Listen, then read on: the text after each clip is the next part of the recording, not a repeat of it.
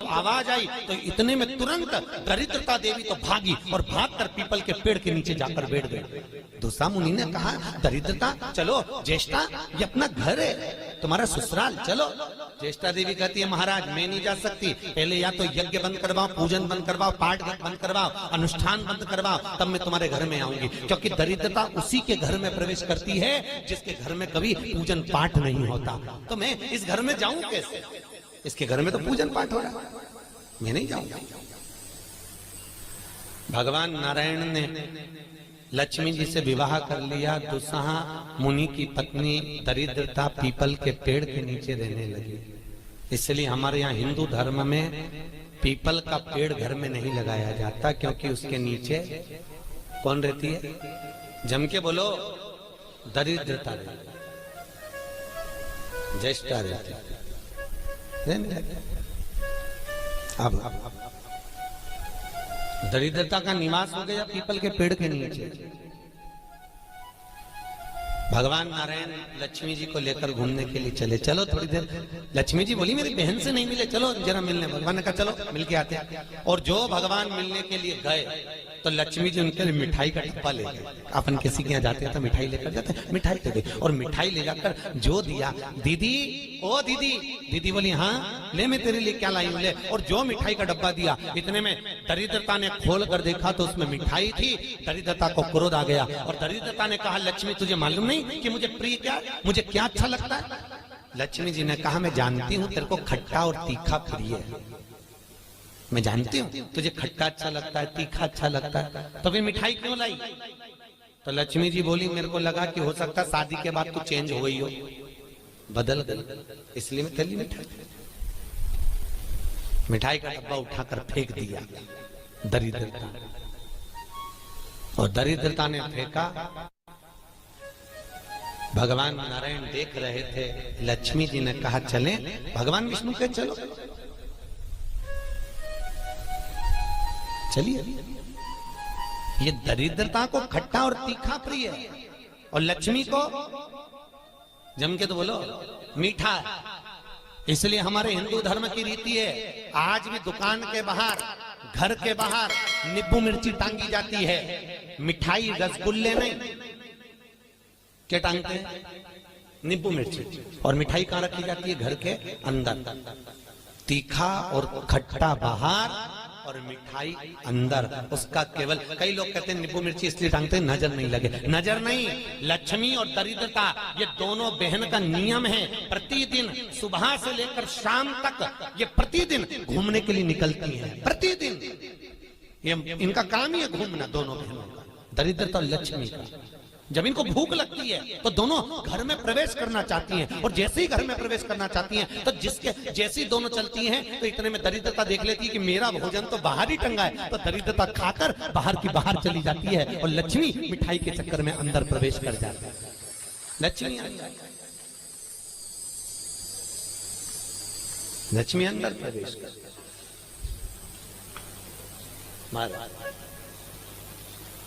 इसलिए आज भी नींबू और मिर्ची हमारे यहाँ शास्त्र रीति है महाराज। 4 चीजें बेटी की विदाई में नहीं देते। कितनी चीजें?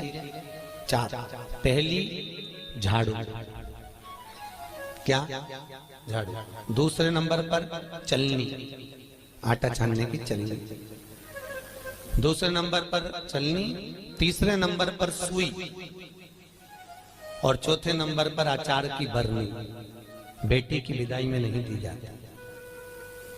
अगर ये 4 चीजें बेटी की विदाई में, माँ बाप ऐसे होते हैं कि कुछ सोचते ही नहीं, मेरी बेटी जा रही है, रख दे अचार रख दे, तो माँ उनकी इतने प्रेम से अचार की बरनी भर भर के रख देती है। उनको समझाओ, जिसके घर में ये 4 चीजें मायके की चली जाती है, सुई, झाड़ू, चलनी और अचार, उसका घर फूटने में देरी नहीं लगती महाराज, याद रखिए। उसके घर में फूट डल, पति पत्नी में फूट डलेगी, सास बहू में फूट डलेगी, भाई भाई में फूट डलेगी। तो लोग कहते हैं अच्छा खासा परिवार था, जब से बहू आई तब से घर में ऐसा उपद्रव मच रहा। उपद्रव क्यों मच रहा है? उसका कारण है क्योंकि तुम उसके घर का अचार खा गए। वो बनवा के लिए ही हो, तुमने खा लिया। और अभी भी कह रहे हो हमारी बहू की माँ बहुत अच्छा अचार बनाती है, तुम मंगवा लो, जा और मंगवा लो, खा।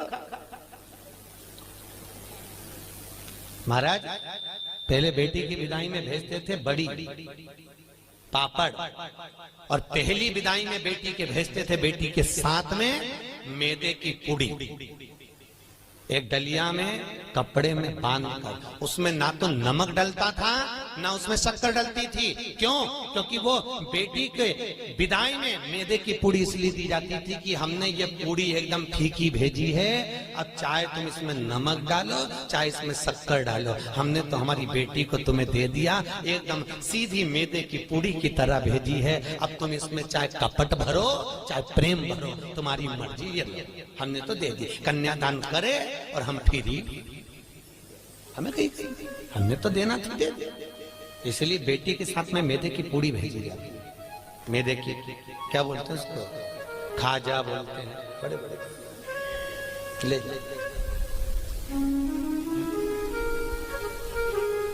खट्टा तीखा नहीं देते।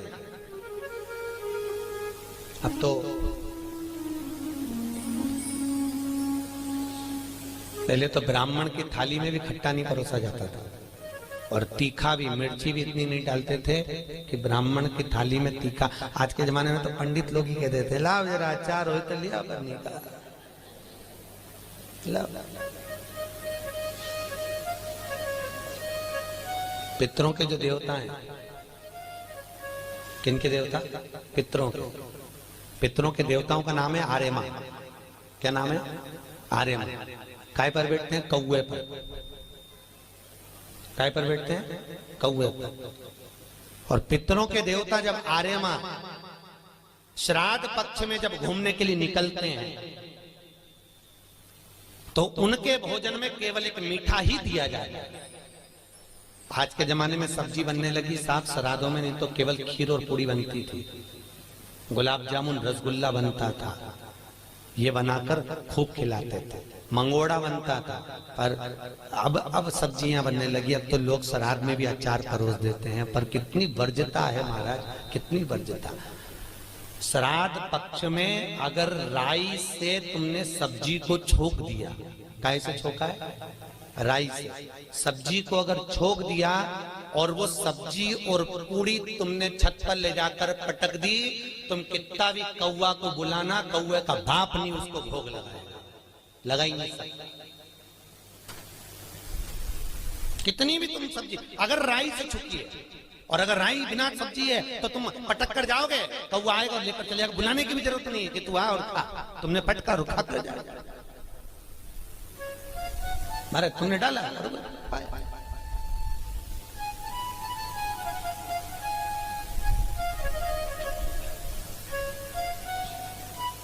उसको।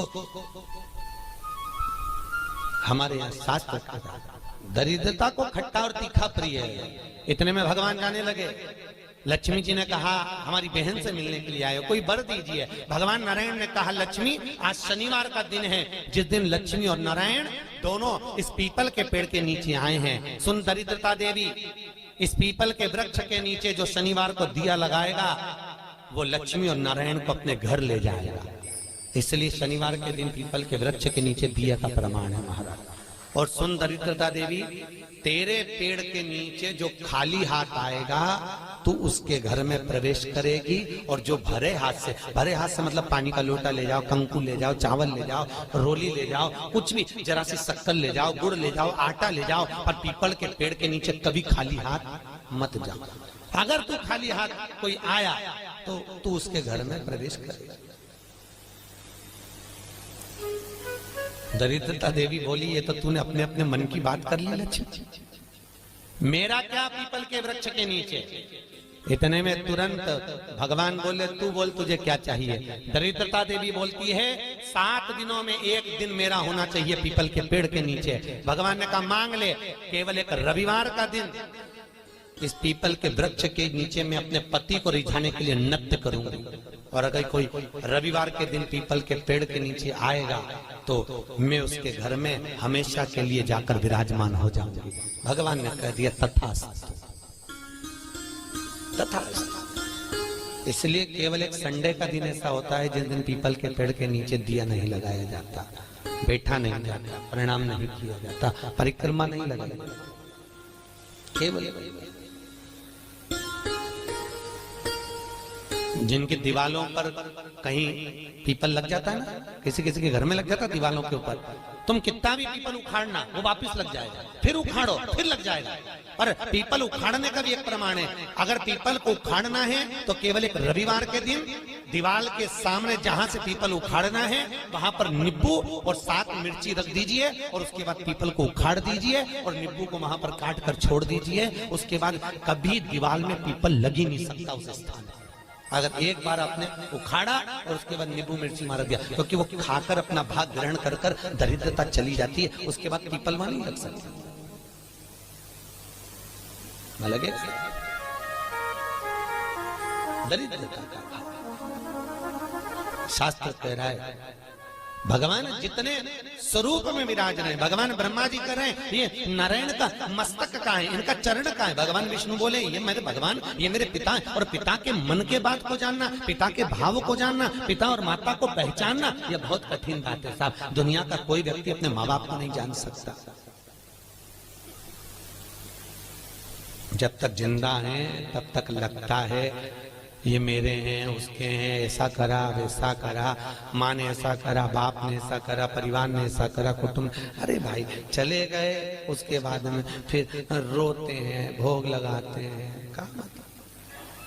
जीते जी दंगम दंगा, मरे पीछे पहुंचा दी गंगा। क्या मतलब?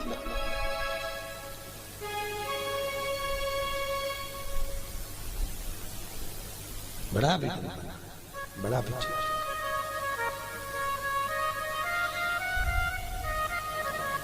कर सेवा तू लगन लगा कर, मन में सच्चा भाव जगा कर, ये की आंखें खोलो रे, जय श्री कृष्णा बोलो रे। तुम मन लगाकर, चित्त लगाकर, अपने मन की वृत्ति को परमात्मा तक ले जाकर भाव से तुम परमात्मा को रिझाओ तो सही। कई लोग कहते हैं हमारी माँ कपट रखती है, हमारे पिता हमको आप शब्द कहते हैं, हमारी माँ हमारी सास हमको आना। बोलने दो, उनको बोलने का काम है, बोलो। और याद रखना जितनी जितनी तुम्हारी बुराई होगी तुम उतने उतने स्वस्थ होते चले जाओगे, उतने प्रसन्न।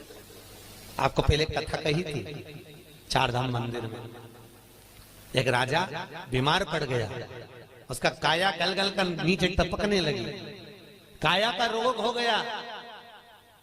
राजा ने सारे डॉक्टरों को दिखाया, इलाज नहीं मिला। तब गुरुजी के पास गया, गुरुदेव मेरे को बीमारी हो गई। गुरुजी बोले डॉक्टर को दिखाया? हाँ गुरुजी, पर मैं ठीक नहीं हुआ। गुरुजी ने कहा तेरा बड़ा भाई था कहाँ है? तो कि वो तो मर गया। भाभी है? हाँ। कहाँ है? राजभवन में। एक काम करा कर, चुपचाप से किसी को मालूम मत पड़ने देना, भाभी के कमरे के बाहर जब भाभी सो जाए तो चटाई डाल के रजाई ओढ़ के सो जा, ठीक हो जाऊंगा। हाँ। अब गुरु तो ऐसे आड़े टेढ़े उपाय बताता है, गुरुओं का तो काम ही। गुरु तो गुरु, बस उनने तो बोलना था बोल दिया।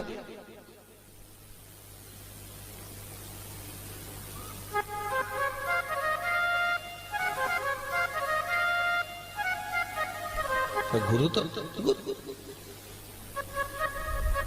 महाराज भावसर जी, यहाँ सागर के पास में एक गांव है, वहां पर एक महाराज जी रहते हैं, और किसी को सांप डस लेता है ना, तो भले वो हॉस्पिटल में पड़ा हुआ, सांप डस ले और वो फोन पर उनसे बात करा दो महाराज से, वो महाराज वहां से कुछ नहीं कहते, केवल गाली बकते, लपक के उसके कान में, और 15 से 20 मिनट में सांप का जहर उतर जाता है। अब गुरु तो गुरु, गुरु की मर्जी, उनका मन। ये यहीं की बात है। तुम्हारे उज्जैन के पास में कौन सा गाँव है बाबा? आगर के आगे एक गांव है कोई सा, वहां बिच्छू का जहर उतारा जाता है। किसी को बिच्छू काटा हो तो उसको ले जाए और ले गए, या कुत्ता काटा हो तो ले जाओ और ले गए। जैसे ही तो वैसे ही तुमने बस जाके किया, महाराज इसको कुत्ता काट गया, वो उठ के आएगा, बोलेगा चलेगा कुछ नहीं, और ऐसा देगा धर के गाल पे और कहता जाओ अड़भंगी।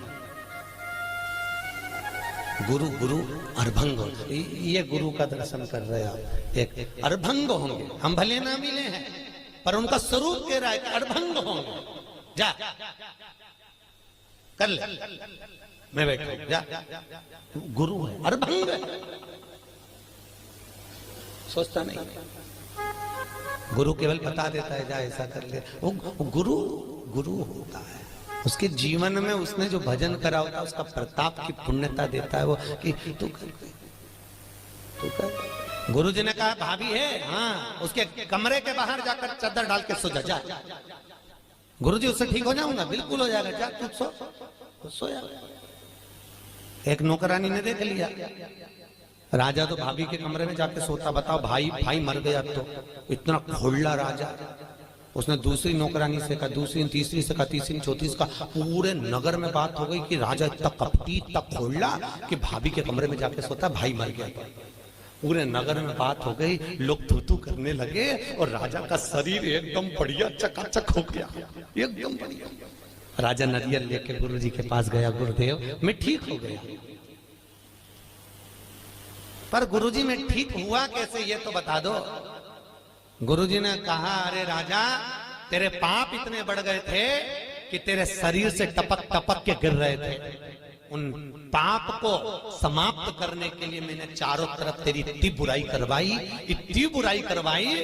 कि तेरा पाप कट गया, और पाप कट गया तो तू ठीक हो गया। तो याद रखना, तुम देखना एक बहू और एक सास, बहू की उम्र 25 साल की रहे, 30 साल की रहे तो कहीं उसका घुटना दुखे, कहीं कमर दुखे, कहीं पीठ दुखे, कहीं सिर दुखे, 24 घंटा बहू का कुछ ना कुछ दुखता ही रहे। और एक बूढ़ी सास 70 साल 60 साल की तो भी मंदिर दौड़ के चली जाए, चकाचक घूमती फिरे, ना हाथ दुखे ना पांव दुखे। तो कई बहुओं को लगे हमारी सास तो देखो गजब की सास, 70 साल ने अभी भी महाकाल की आरती करे, ने अभी भी मंगला करे, ने अभी भी दौड़ी जाए और अभी भी ऐसा कर ले, अभी भी वैसा कर ले। तो कारण क्या है उसका? केवल इतना सा कारण है कि बहू सास की इतनी बुराई करती तो सास चकाचक होती चली जाती, एकदम बढ़िया चक चक चक।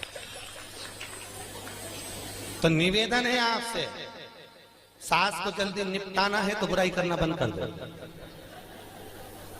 निपट जाए। तुम उसका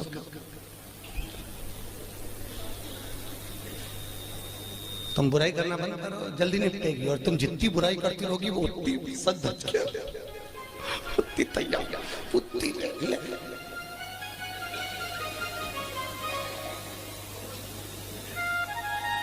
अभी हमारे भाव साहब परिवार में देख लो, इनकी बड़ी भाभी और एक उनकी बहू, दोनों और दोनों सजी पर डोकरी